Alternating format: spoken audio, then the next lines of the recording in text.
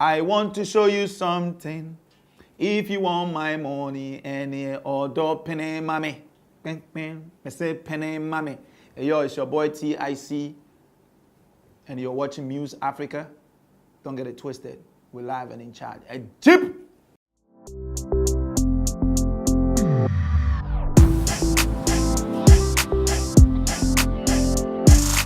Welcome to another exciting edition of This Week on Muse. Today we are going to be having a conversation with one of the youngest legends in Ghana. My name is Arabna and... My name is Yabudu Abuafu, but I can call me NYB.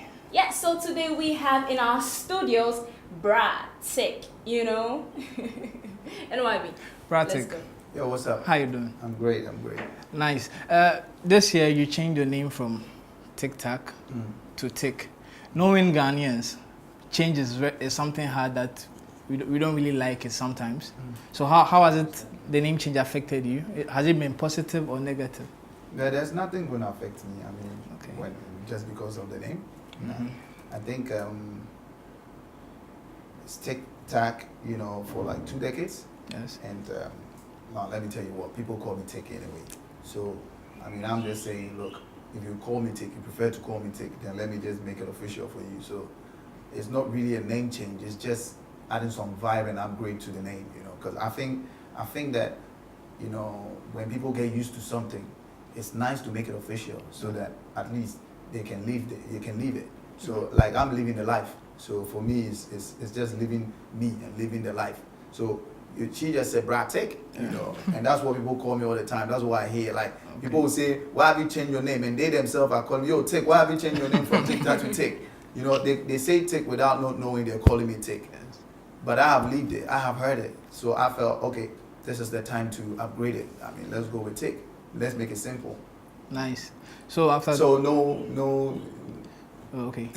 Like you said, affecting or I don't know all of that. So which song will you say is your all-time big song yet?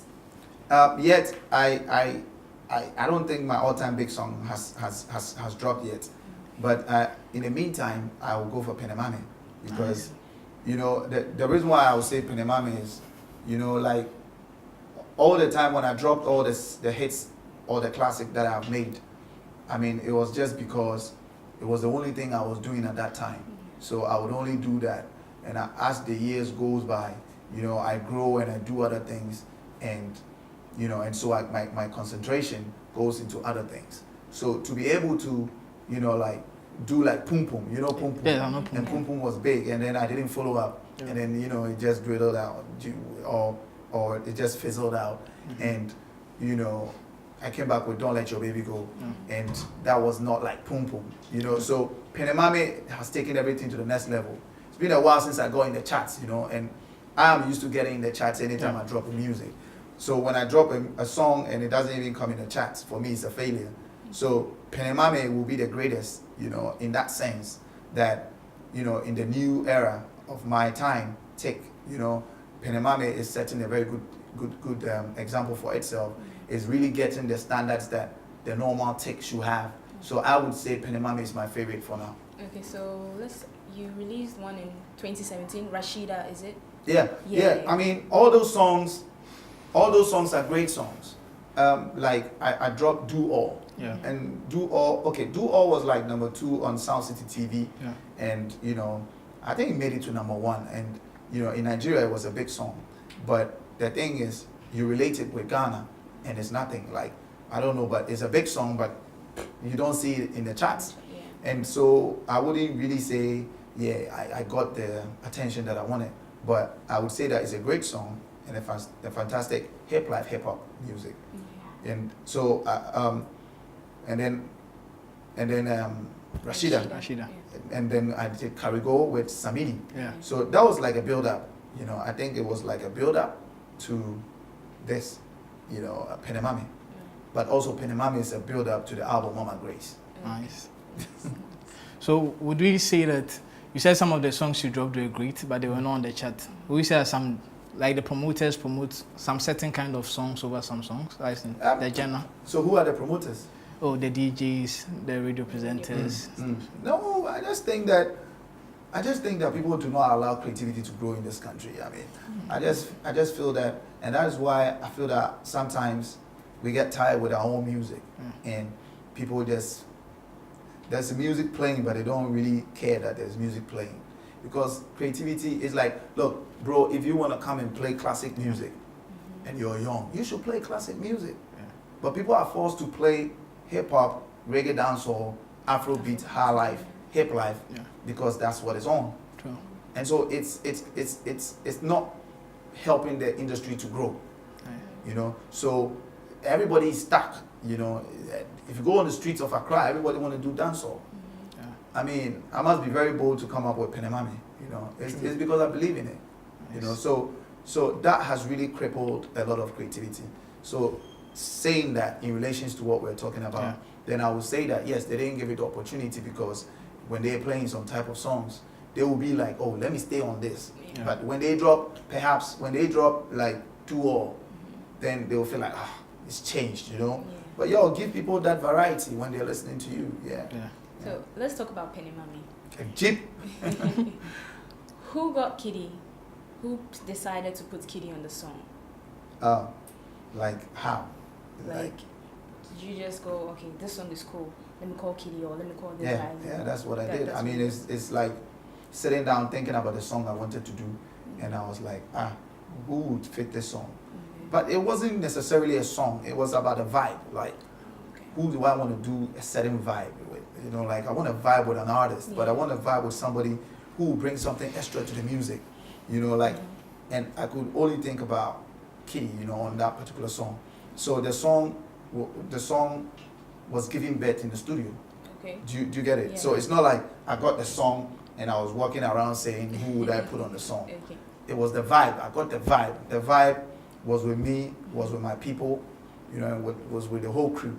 And we're like, you know what? Yeah, I mean, we're gearing up towards the album, but we should always have a song and songs cutting across all, you know, corners. So, I mean, what vibe are we looking for? But I don't want to share how we arrived at Kitty. But I can only say that it's the vibe, you know. And so, yeah, I phoned them up. And, you know, they knowing what Tic can also do, you know, was up for it. And so it's like believing in each other, you know. I believe in that boy. He's huge, you know, in terms of talent. And I think that if he's given opportunity, he will go far. Okay. So Zap Mallet came out and said Kitty and Kwame Eugene aren't doing high life. Do you agree with? No, it's not time for me to agree and disagree with people. Zap Mallet is a legend. I mean, he must have his reasons. But if I sit from my chair and in the cameras and I'm thinking what they're playing, I can sense high life in there. But I don't also want to disrespect anybody like Zap Mallet, who I know knows a lot when it comes to music, no doubt, you know, and so that's his views. But I won't touch on his view. I will only say that I hear everything in the song. I hear high life, I hear Yaponsa, I hear everything. I hear hip life, I hear everything. Okay. So on social media, when you go on Kitty's timeline, you can feel his excitement, like working with you on Pene Mame. He's so very excited. And a section of like listeners out of the video, you had Kitty on the song, so why did you also sing? Whoa, that's a crazy question. You see, I have come to realize that Ghanaians just like to talk. Like, Ghanaians don't know anything, you know, seriously. Sometimes when you say it like that, they don't like it, but that's the truth. Ghanaians don't know who Tic is. After 20 decades, after 2 decades, let me not say 2 decades, let me say after 20 years, because some people don't even understand the decade. Like, after 20 years, people don't still know who I am. And it's sad that you live with somebody for over 20 years. If you say you are somebody who listens to music and you don't know who Tic is. Man, oh baby, my funny shit. Me say me nene be oh, man nene wo back up there. No. Makuma go di obinchen enti mi hu di emenye. Semingo enti na hu. Bisi mi hu di emenye. Kwani, what am I doing? You're singing. Thank you. So I don't get it. I just don't get it. You know? Yeah. Sometimes people talk and you are thinking, look, maybe people are on trauma. Because I don't get it. You get it? Yeah. I don't get it. Nice. It doesn't make sense. Fair. Now the beauty of a woman, if you love a woman, is singing. My belly, my head. Oh. When I say the woman in day for your corner, oh yeah. If why you they look another woman in face, my buddy? Why you? If you touch some school get belly, what am I doing? Singing. You see? Yes. So if people like you, Muse, if we are going to base everything on the general public, we're going to be a failure. Like sometimes we are in Ghana and we all know the most popular song, and the most popular song goes to, another artist. No disrespect, but then everybody knows that this is the most popular song. Because on top, even when you sleep and they put water on you and say, what is the most popular song at the moment in Ghana? You can mention it. That is when you leave everything to, the general public. There should be industry people who are resourceful to be able to put their foot down and say, look, this is it. The fact that the public are there, they don't know. You see, the public enjoys what you create, but the public do not know the lines, the education. So there should be industry people who are keeping the education gripped down, and then the public can add whatever they feel on top of it. That's when you know you're going to have an accurate information. Okay. I mean, remember when we, like in school, like, and then no jobbing, right? And then you go and find out,